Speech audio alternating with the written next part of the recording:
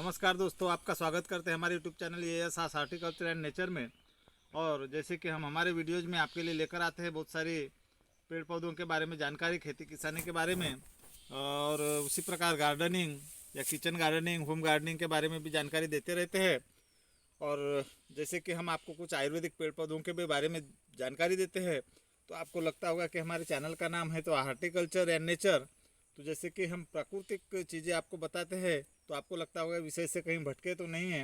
लेकिन दोस्तों, इस वीडियो को आप शुरू से अंत तक देखिए, क्योंकि इसमें हम जो जानकारी देंगे वो सिर्फ गार्डनिंग की या पेड़ पौधों के बारे में न होकर एक किसान भाइयों के भी कैसे फ़ायदे की हो सकती है, तो इसकी जानकारी हम आज आपको इस वीडियो द्वारा देंगे। तो इस वीडियो में हम जो आपको दिखाने जा रहे हैं, तो ये देख रहे हैं आप यहाँ हड़जोड़ का पौधा।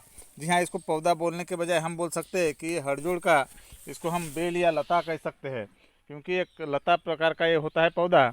और इसको आप अच्छी तरह पहचान लीजिए, उसके बाद में हम आपको सारे इसके गुणधर्म और फायदे बताएंगे। तो यहाँ देख सकते हैं आप इसको, ये 4 धार वाला एक हड़जोड़ का पौधा हमारे पास है। हमारे यहाँ महाराष्ट्र में से कांडवेल या कांडोड़ भी कहा जाता है। और जैसे कि आप देख सकते हैं, इसके कांडे कांडे होते हैं, ये 4-4 अंगुल के जहाँ तक कांडे कांडे होते हैं, इसके समान कांडे कांडे होते हैं, इसलिए इसको कांडवेल भी कहा जाता है।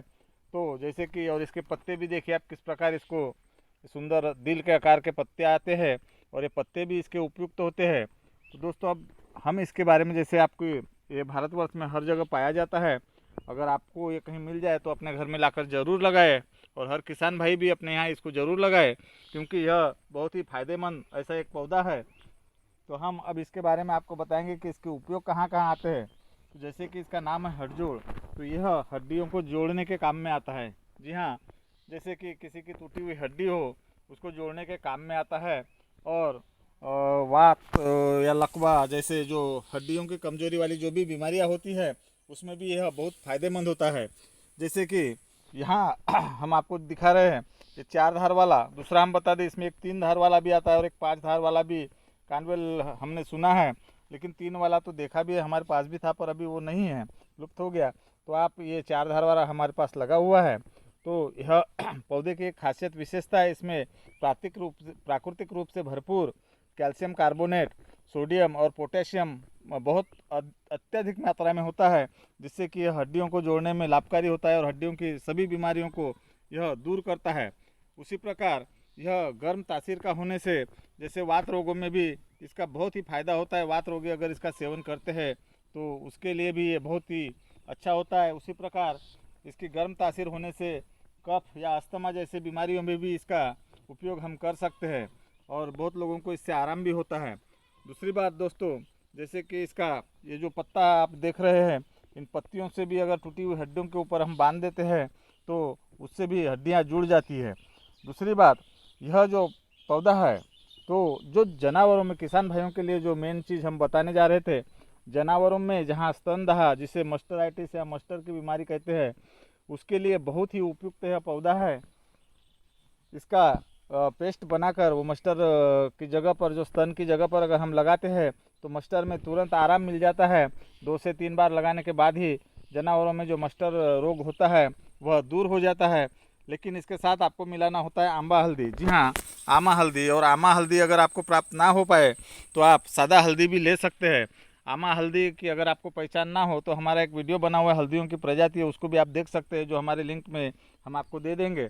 तो दोस्तों, यह जैसे कि बताया स्तनदाह के लिए है ही है, लेकिन अगर जिनके पास दूध वाले जानवर है, जो दूध के लिए जानवरों का जो किसान भाई पालन करते हैं, वह इसको थोड़ा थोड़ा अगर रोज़ाना अपने जानवरों के खुराक में अगर देते हैं, तो जो जानवरों में हमें आजकल के कृत्रिम जो हम कैल्शियम देते हैं, उसके बजाय यह एक प्राकृतिक कैल्शियम उन जानवरों के लिए अच्छा रहता है, और वह दूध की मात्रा बढ़ के दूध की क्वालिटी भी बढ़ जाती है।